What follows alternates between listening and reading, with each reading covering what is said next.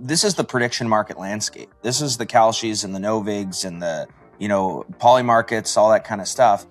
And what you can do at SX, you just can't do at these other sites.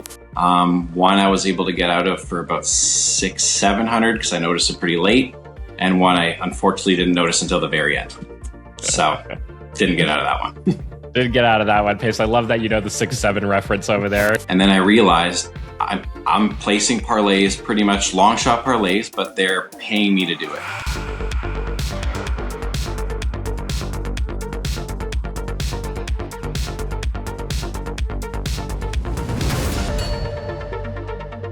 The Behind the Lines podcast is proud to be sponsored by SXBet, the world's most sophisticated crypto betting exchange. Millions traded every month with 0% fees, all on the chain. Never fight for a withdrawal. Your money is always yours using advanced wallet technology. Fair, transparent, and limitless. Bet on SX. Welcome in, it's Behind the Lines, purifying sports betting, winning with SX. I'm Shane, Pace in the house. We got Gosu here, ready to grind. Also on today's show, we'll look at the end of the Lions game. We've got some limiting stuff to tell you about, and we've got an update on the SX tournament and a winner, and we'll give you some insights into how to win on SX with their parlay tournament. Very cool stuff there. Can't wait to bring that to you at the end of the show. But first, we kick things off with John, back in the house, ready to hit the gridiron grind with us. John, I think you went 2-3 last week combined between college and NFL. 1-1 in the college side, or 1-1 in the NFL side, 1-2 in the college side. What do you got for us this week?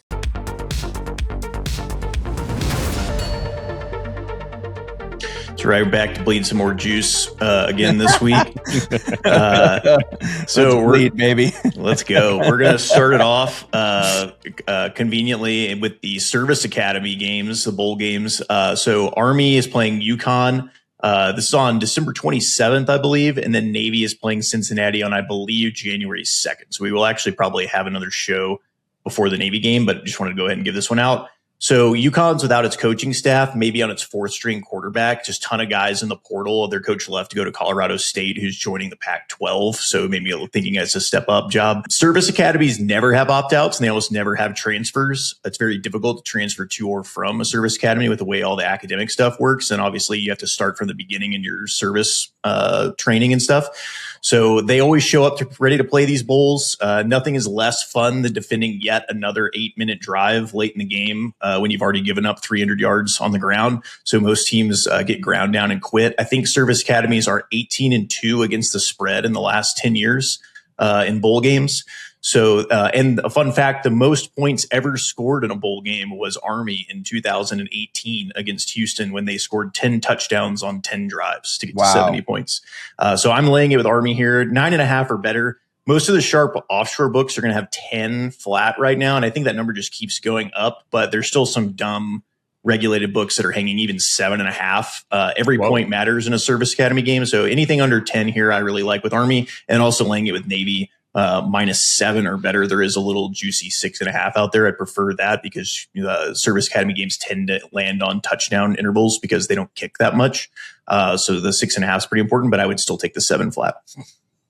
All right. So you like Army and you like Navy and you like the minuses in both. Yep. All right. NFL. All right. So preface for these NFL picks, this is going to be just absolutely disgusting. Hardly anybody's going to be betting these sides. And because of that, I would just honestly wait until right before kick. You'll probably get the best number. There's not going to be much resistance out there, but it's part of why I'm here. The last couple of years, these big underdogs late in the season have not done well. It's probably too little of a sample size to know that that's a true trend that's going to happen. It could also be just kind of circumstantial stuff around some of those teams, but we can get into it here. So I like the Indianapolis Colts against the Jacksonville Jaguars. So Jacksonville just had their biggest win of the season. They ended the Broncos' 12-game win streak on the road at Mile High. Now they're going to face 80-year-old Phillip Rivers at home in Indianapolis, a team who's essentially done for the season. The Jags control this division, just had a massive win. I think that's the perfect recipe for a letdown here. This line is inflated because of that win last week. It's a division game on the road. I make this about 3.5, 4. There's juicy 7s out there right now on the Colts side. I'm comfortable taking 6.5 though on the Colts. They didn't bring Rivers in just to quit 2 weeks later. And while they've lost 2 games and they look done for the season, he's looked good and they've been competitive in those games against what I think are better teams than Jacksonville and San Francisco and Seattle. So give me the points here with the Colts plus 6.5. Okay. The next one, Broncos at Chiefs. The Chiefs are done. Their season's over. They got embarrassed by the lowly Titans on the road. Now they host the Broncos at home on Christmas Day as 13-point underdogs. This team has quit, certainly, make no mistake, but I do think there's a little bit of motivation here in this game specifically, certainly more than there was against Tennessee. It's a chance to throw a wrench in the Broncos season, knock them out of that 1 seed, and take away their division lead. So I don't think they'll get that done, but I do think Andy Reid will have something together in his bag to make this game competitive and chew a lot of clock. Chris Oladukin, I think is how you pronounce his name. He can't throw, but he can run. And I think they'll have some packages, some creative stuff to just keep the clock running. This total is extremely low. I think it's like 35.5, 36. You're getting almost 2 touchdowns in a divisional game at home on a weird short week on Christmas Day. I just have to bet this. I can't get anywhere close to this number. I think it should be 10 at the most, even with Oladukin in there. It's just a crazy high number. So give me the Chiefs plus 13.5. Okay. Wow. And you got one more for us? Yep. All the logic the same here for the next one from the last 2 games. This is a first game on Christmas Day. I believe this is the Cowboys at Commanders. I can't get anywhere near this number. It's at 7 right now. I make it about 3.5. I don't think Washington wants to win this game, but I don't know why the Cowboys would want to win this game either. Both teams are done. 7 points at home in a divisional matchup on Christmas. Huge amount of points. Looks like Mariota's playing, even if he's not. Even with Josh Johnson, I would still take anything at 7 or more. So give me the Commanders plus 7. Okay. What a remarkable pile of shit, John. Yeah. Right. That's right. I'll take shit plus 7 against shit all day. Right. This is unreal. That is just, it's unreal. Anyways, okay. John, I think we got to give out our future. It's time. What's that? You said it last night on stream. I think I know what's coming here. It's time. We did it with the Rams last year. The numbers are similar. How do we not? They're the one Same seed. division. San Francisco 49ers. Yeah. How do we not? They went out. They are the 1 seed in the NFC. What's the best number you can get? Plus 1,600 out there still? It was 21 last night before the game started. We're recording on Tuesday, so before they whooped the Colts. Oh yeah, plus 1,400 down to now. Not as after appealing. That win last night. Not as appealing. It's not. Let's keep an eye on it. I don't want them to get the 1 seed. Lose a couple games and then. Yeah, because you're not talking about them winning the division. You're talking about them winning it all, right? Right. Yeah. Last night when I was looking through it, I never realized it never really occurred to me because I bet them to win the division before the season, and I had some, sprinkles on the 1 seed, the best record, that sort of thing. I would just assume that's all been dead ever since they had so many injuries and the other 2 teams in the division were so good. And lo and behold, they control their own destiny to the 1 seed here at the end. Just pretty incredible. Shanahan should probably starting for like multiple weeks. Yeah. Lost their 2 best defensive players. Shanahan really should deserve a lot of talk for the coach of the year, but Vrabel will probably get it. But yeah, pretty impressive job. John, I had a listener reach out to me, ask me, can you ask John about anything he's betting on Kalshi? So are you placing any of these wagers that you just called on Kalshi, or is there anything else Kalshi related that you're currently doing or looking at? Some of these things I would. A lot of these Super Bowl futures, you'll just still find better odds on sports books. The upside with the exchange is you can sell at any point you're ahead, right? You can kind of just free roll yourself at some point, especially if you take a big long shot.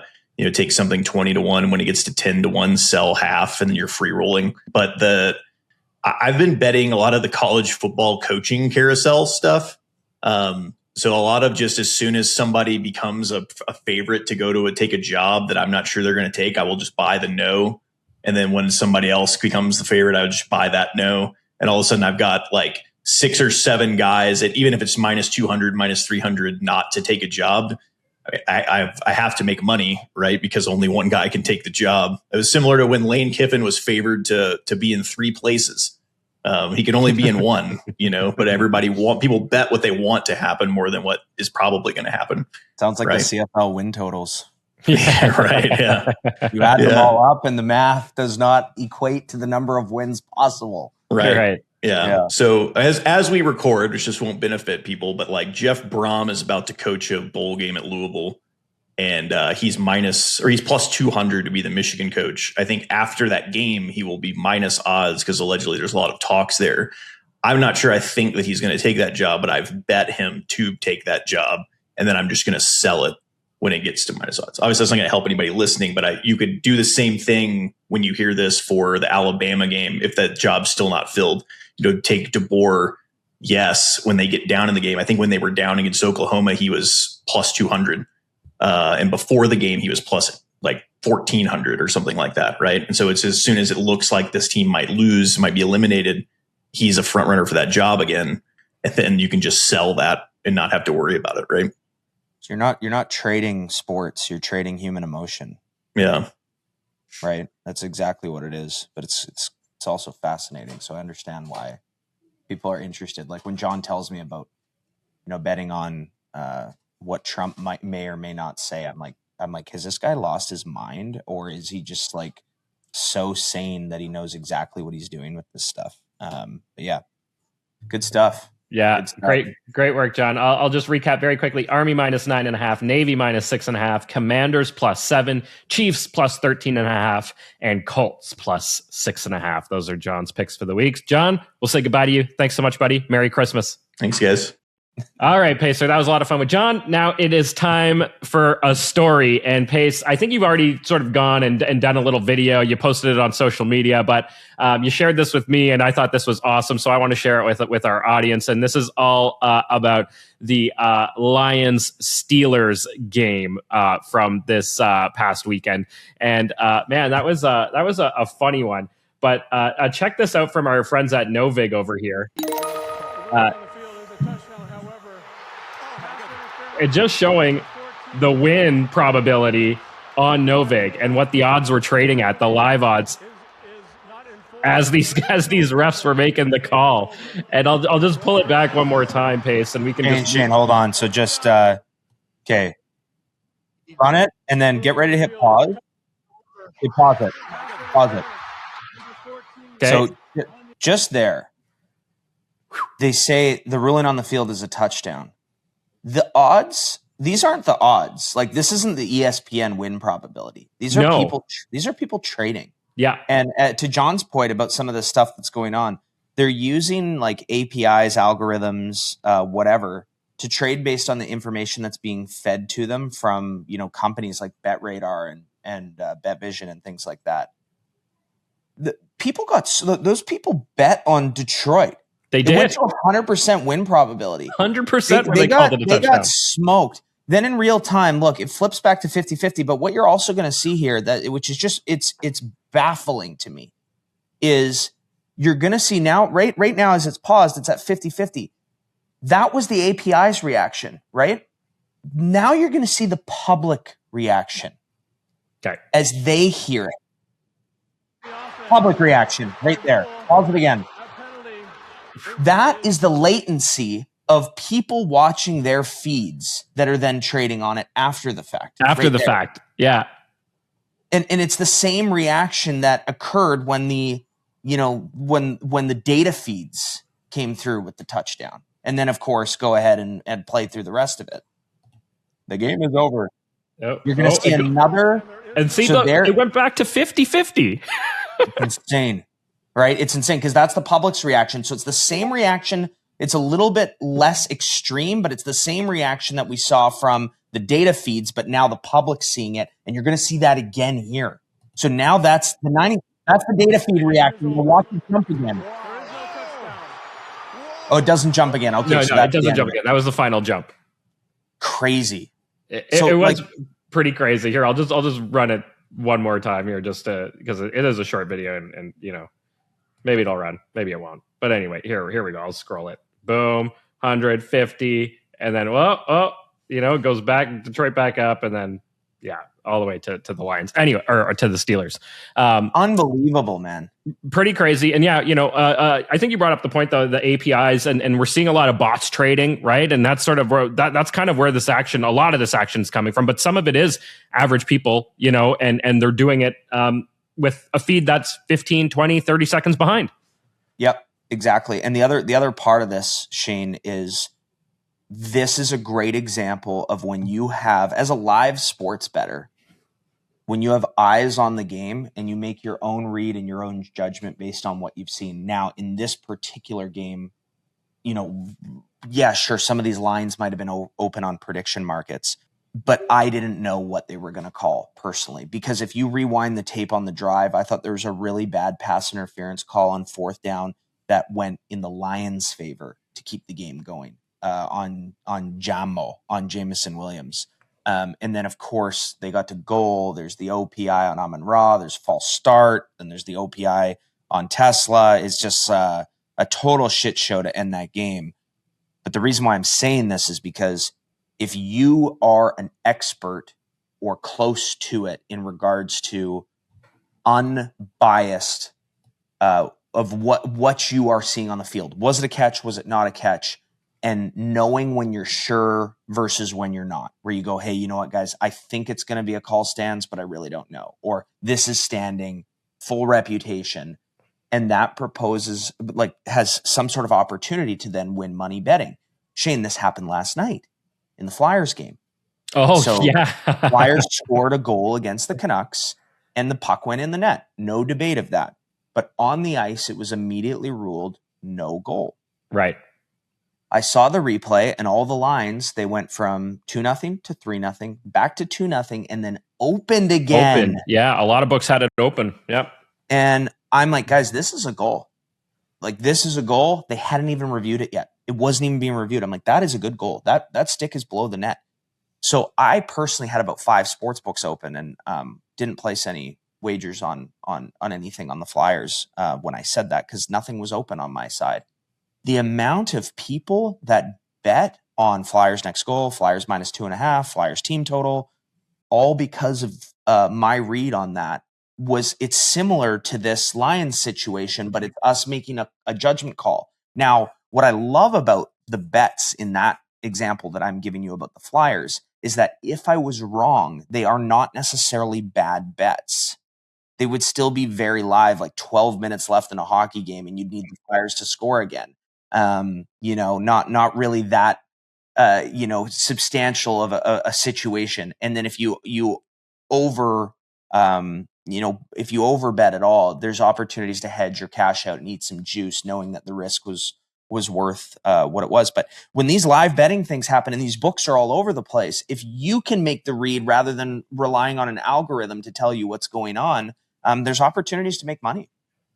Yeah, totally. And I loved your video on the Lions game too, because for everything else that took place there, right? I think you nailed it in the sense that forward progress should have been blown anyway, and the Lions still should have lost. Yeah, So they drove them back 7 yards. The comments on that reel are just amazing. Yeah.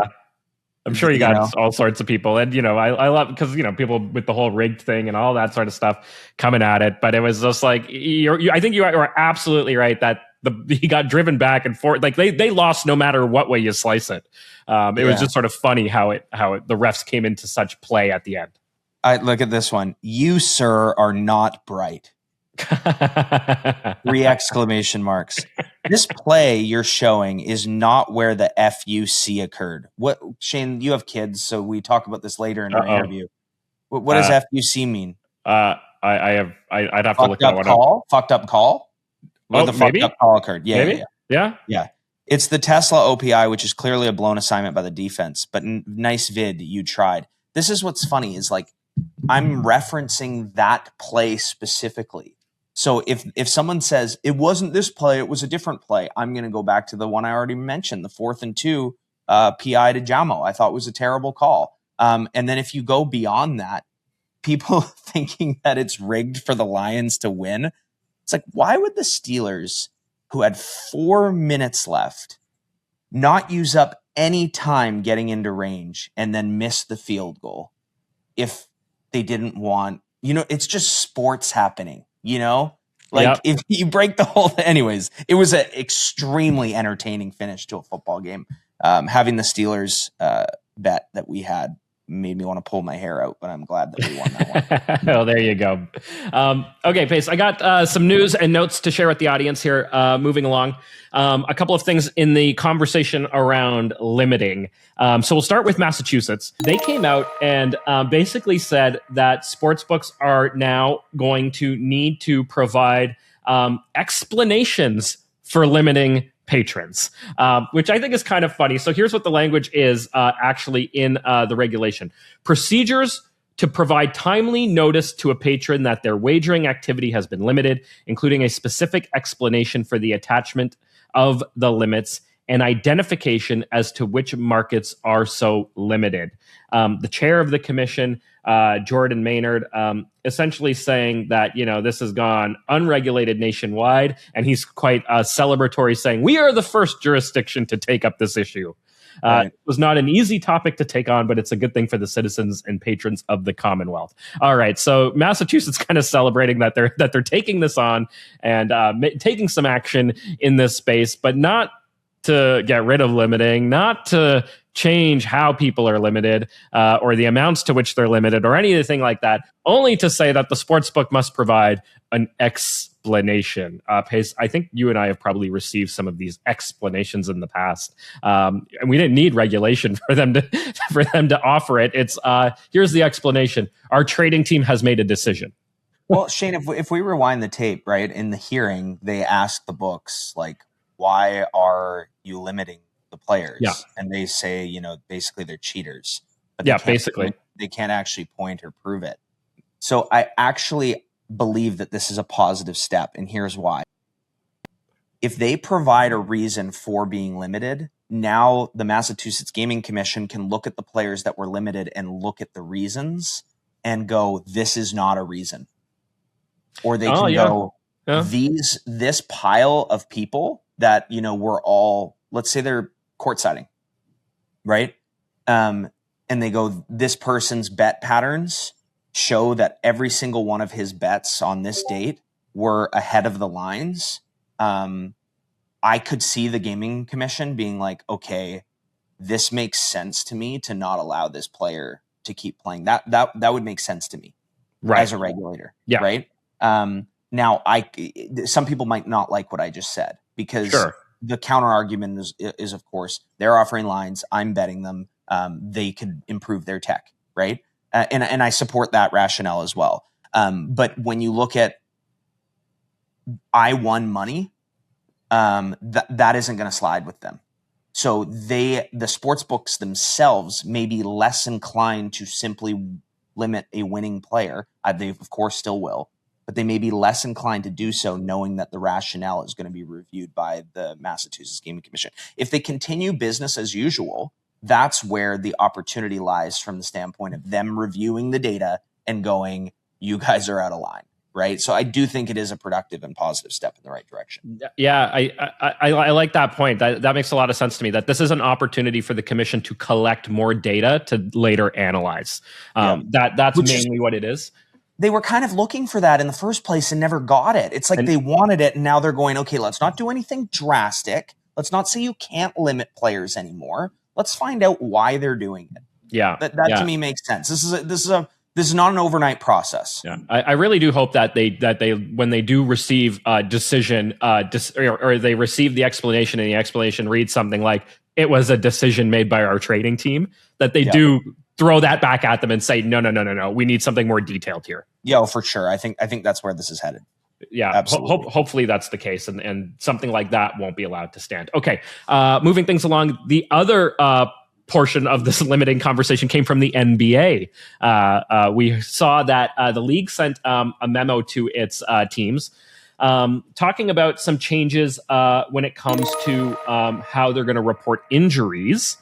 So this is, and we'll get to the limiting side of this, but they're wanting to change the way injuries are reported throughout the day. So teams will now be required to resubmit injury listings on game day between 11 a.m. and 1 p.m. local time, and update public reports every 15 minutes. So if something changes, you've got to update and make the change. In the past, a lot of times you would find out, that a guy was, game time decision in the morning, and you literally found out right before the game, that they weren't playing or that they were. And I remember when I was playing DFS and doing the whole thing where, you have 100, 150 lineups and you're working with a CLV, and now you've got to go in and make a whole bunch of changes really fast. It was such a nightmare, and you had to make sure you were available for that 5 Right.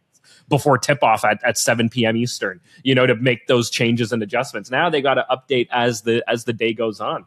So that'll be kind of interesting to see how that plays out. But here's some of the other stuff that they're looking to do. And they're going to be working with their sports betting partners. They're, as they like to call them. So they're going to be looking at limiting the maximum amount that can be bet. Okay, so we already know that these limits often do exist, depending on who you are, what kind of player you are, where you're betting. But limiting, the amount that can be bet, limitations on unders specifically, limiting the population of players, so who you can bet on, and they're also going to be looking at getting rid of what they call problematic bet types, and they consider those to be anything that relies on action on a single play. So I think one of the popular ones in the NBA was first team to score or player to win tip-off, stuff like that. They might be getting rid of those kinds of things. Anyway, NBA really kind of taking action here to kind of, especially when it comes to the props and placing limits on props and working with their betting partners to, restrict those things. Interesting stuff. I think that one of the biggest things in this whole discussion is if these changes are now in effect, can sportsbooks overinflate the oversight of things to exploit players for their own profit? So if I have a hard time betting an under, what does that mean for me if I want to bet on an over? And if the line was going to be, let's say, 25.5 on Curry's points, is it now going to be like 28.5 or something because they're trying not, you know what I mean? Because the unders are restricted in some fashion. And the sports books, then take advantage of you because of it. That's my fear in it. But then obviously at the same time, I do want these things to come to a halt. We've talked about this a lot. I think it just pushes people offshore in a lot of cases. It doesn't stop the activity from happening. So anything that the league can do, like the 15-minute announcements, that's something the league can do that doesn't actually impact the betting markets. I think that's positive. And then obviously the actual fines of the players themselves is incredibly important. Yeah. The fines, I shouldn't say fines, the punishment of the player. Right. And how they get punished for breaking the rules and that kind of thing. Yeah.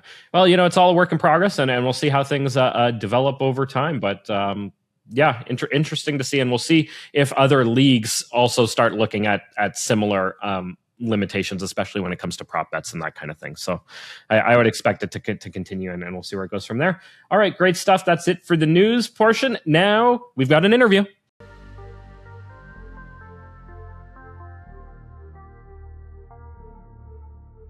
All right, very excited to welcome in our next guest, Kevin Jackel, coming to us from beautiful British Columbia. He is an In Play Live member, longtime member, and he's also an SX user and an SX Parliament tournament winner. Kev, where did you place? How much money did you win in the second SX Parlay tournament? Yeah, so I came 7th place in total, and I won $2,000 USD. So Canadian, I think the conversion's about $2,800. Wow, that's amazing. Yeah, you got to love that exchange rate there. Okay, so it's about a month-long tournament. We had been talking about it here on the podcast quite a bit, kind of promoting it, getting people to sort of participate in it. I was in it, but you did way better than I did. So that's why I wanted to have you on the show here to find out how you're going about it. How are you approaching it? So walk us through how you sort of approached this tournament as a whole. Yeah, so early on, honestly, I heard you guys talking about it. I thought it'd just be fun to place a couple parlays on the very first tournament that came out. I was placing a bunch. I was kind of doing the same thing. Pace was talking about taking some of John Call's, putting them together with a big favorite, so forth. By the end of that, I think I won about $300 in the first tournament. Nice. And it didn't take much. Like I hadn't put much money into it or anything like that. The second tournament came out. I went back and looked at kind of the final standings of the first tournament, looked at how much money everyone had put into it. And then I realized I'm placing parlays, pretty much long shot parlays, but they're paying me to do it. So I have a chance at winning $5,000-6,000 on a couple of these long shots. In the meanwhile, I'm climbing the leaderboard, which is going to get me a lot more money than I'm putting into it. Yeah. And so how much do you think you ended up actually putting into the second tournament? The second tournament I had, it was $1,000. Now it was $500 of my own and $500 of bet credits, which again, you can kind of convert. If I'm a 50% even money pregame better, it's about $250. So I saw it as about $750 invested. I got the $2,000 out of it. Another good scenario, 3 of the bets I had came down to a final leg. One I was able to cash out, or not cash out, but I was able to hedge out of it to guarantee about $2,200. One I was able to get out of for about $600-700 because I noticed it pretty late, and one I unfortunately didn't notice until the very end. So didn't get out of that one. Didn't get out of that one, Pace. I love that you know the 6-7 reference over there. By now, everybody knows it. I've known about it for about a year, but just anyway. in my head, pretty much. That's because Shane, you're a straight gangster like that. Well, So- I got the kids that bring it home. Exactly, right? That's the thing about having kids, right? You just keep up with everything that's going on in the world. Whereas if you don't, like me, you're like, what the hell is that blue hat that someone just put on my my Discord message? I don't know what that means, right? But here's the thing about the SX tournament that people have to understand. This is the prediction market landscape. This is the Kalshis and the Novigs and the poly markets, all that kind of stuff. And what you can do at SX, you just can't do at these other sites. So they're trying to showcase that you can come over there and place a parlay. And not only that, Shane, as you know, when we're actually building a serious parlay or semi-serious parlay, some of these LNC ones that we've hit, by the way, 5 for 9 on the season now. Some of these that we built, I go build it at SX and it's like, okay, this one's 3.7, and I go build it at Stake and it's 3.3. That like, I know it's still a parlay, but that's a big difference in price. So that's number one. But number two, they're paying, like Kev said, they're paying us to do it if you play in this tournament and you do it with this sort of EV approach. So you're taking these really small bets with these crazy long shot payouts and building yourself up the leaderboard, because the leaderboard isn't based off how much you bet or how much you won. It's based on how much you could potentially win on the parlay. Yeah. So if you make a $1 bet that pays 100,000, I know that's very hard to find in their system, as Kev, I'm sure you can attest to. You just got yourself to shot up the leaderboard for this $100,000 potential payout with only $1 placed. And that might put you in the range of like a payout prize of multiple hundreds of dollars, maybe even thousands of dollars. So not only Kev, but also one of our members, Craig, who cannot be here today due to technical we were hoping to have him on. He plays fourth and he won 3,500 US doing the exact same thing. So it's a short-term EV approach to these tournaments. And the reason why Kev's on is because there's a tournament on right now again. They're running their season 3 right now. That's right. That's right. I'm currently in 8th place. Kev, I think you're up there. You're in. I bumped myself up a bit today. Yeah, I watched you bump yourself up a bit today. I was sitting there trying to bump myself up and saw you getting your parlays in. You're currently sitting in 3rd with potential return of $354,000. Yeah, as we record this. And the nice thing is you get kind of a nice variation of them too, right? Because you're doing different scenarios throughout the same slate. Tuesdays are good because you got this big hockey slate early. You're hoping to get 7 of them out of the way, and then there might be 1 left you got to hit in the end. Again, with these different variations, there's a chance you'll have 1 left to hit at the end, and you can guarantee some profit. Let me know if you guys need my locks for these parlays. Because I think we'll pass, Pace. I think we got this. I think we got this covered over here. No, you know what? On that note, though, Pace, you did help me out before as I was just starting this tournament. You gave me a parlay to place right before. I think it was not this past. It was last week's Thursday night game. That's what it was. Last week's Thursday night game, and my parlay hit the parlay you put me on. So appreciate that. Well, it was pretty shitty weather in Seattle. The wind was gusting, and I figured all 4 running backs were going to get their looks, and they did. So I'm glad it took overtime to get those looks, but we got them. Hey, a win's a win, baby. Win's a win. Shane, did you actually place real money on that, or did you put $1 on it? No, I put $50 on it. Okay, and your payout was? It was just over 300, 350, something like that. That's great. Yeah. I'll bill you. There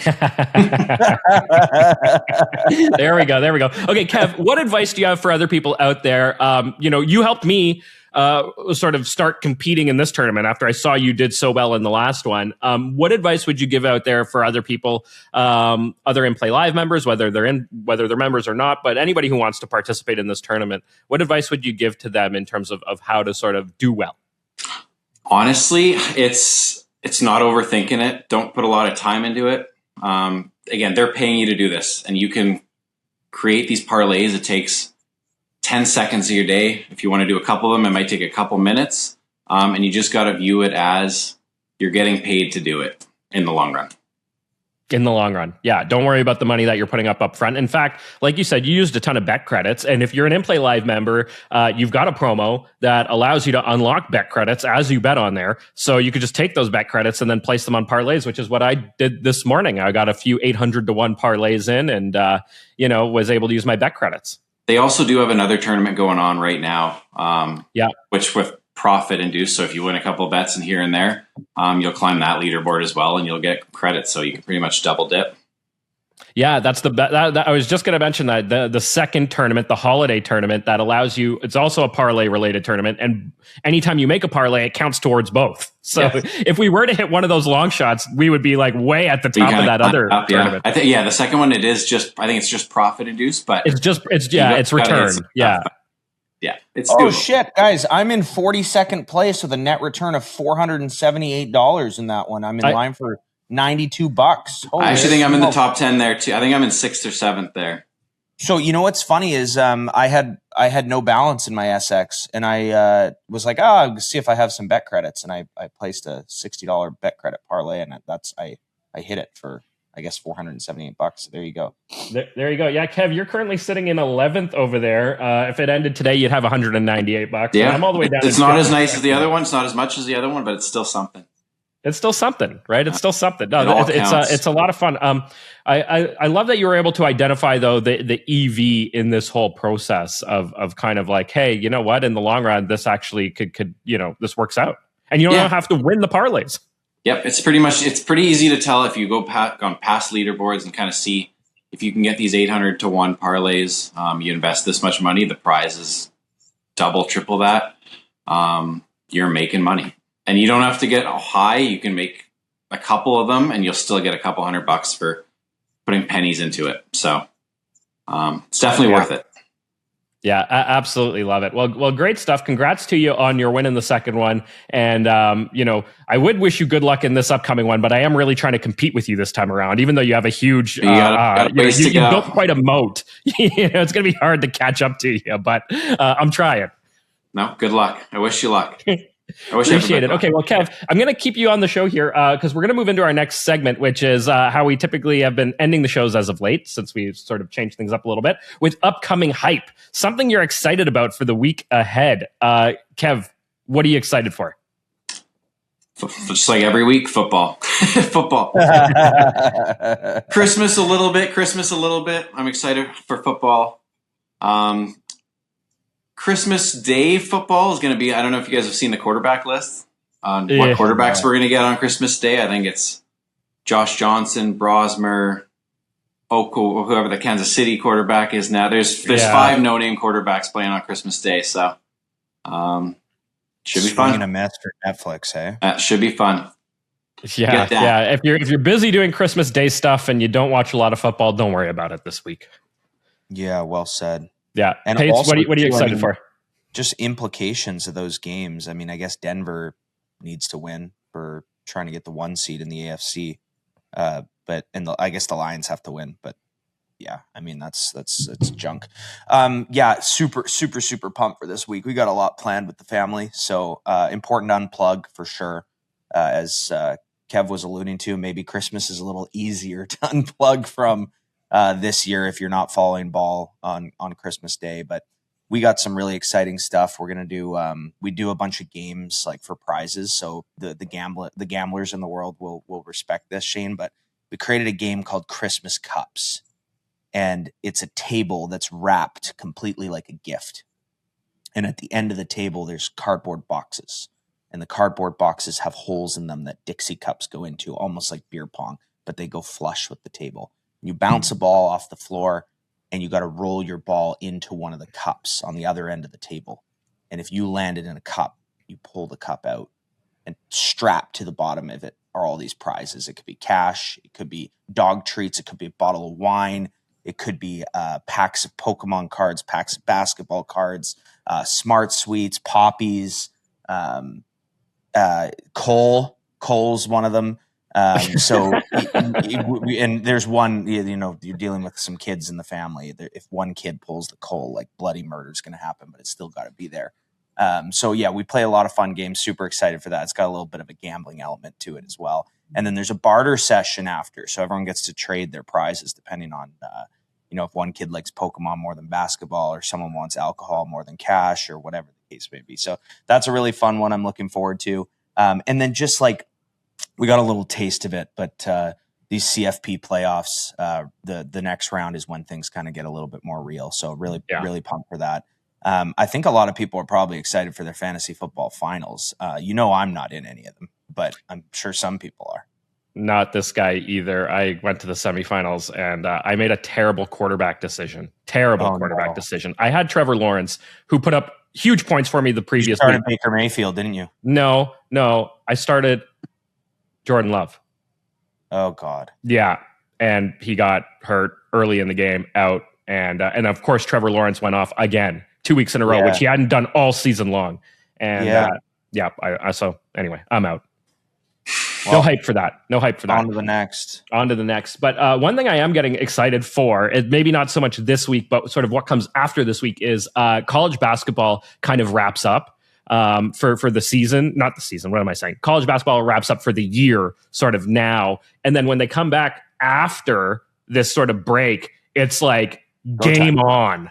As they start sort of battling for conferencing position, and then we start to lead into the tournament. So college basketball really, really ramps up after this week is completed, and that's something I'm looking forward to kind of start the new year. Love it. Yeah. All right, guys. Great stuff. Kev, really appreciate you coming on the show for us today and sharing your success with SX. Thanks for having me. Yeah. Really appreciate it. Happy holidays, Merry Christmas, and to all of you sports bettors out there, keep beating those books. Thanks for tuning in to another episode of Behind the Lines. Remember to like, download, and subscribe. We are on YouTube, Apple, Spotify, and everywhere you get your podcasts. Have a betting story or want to be featured on our podcast? Drop a note in the comments below. And if you want to join in play live, use promo code Behind the Lines.